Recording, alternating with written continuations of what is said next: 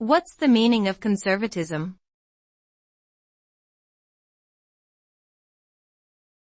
Conservatism.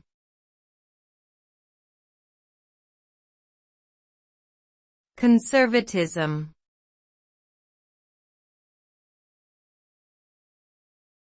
Conservatism.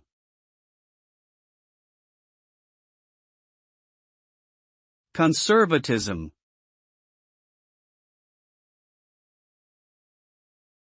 Conservatism refers to a political and social philosophy that emphasizes preserving traditional values and institutions, while being cautious about change and advocating for gradual reforms.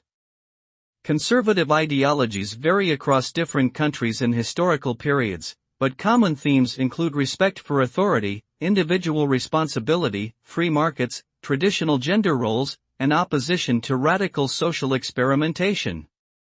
The practical outcomes of conservatism can include policies aimed at reducing government intervention in the economy, promoting private enterprise, limiting social welfare programs, and maintaining traditional cultural norms and hierarchies.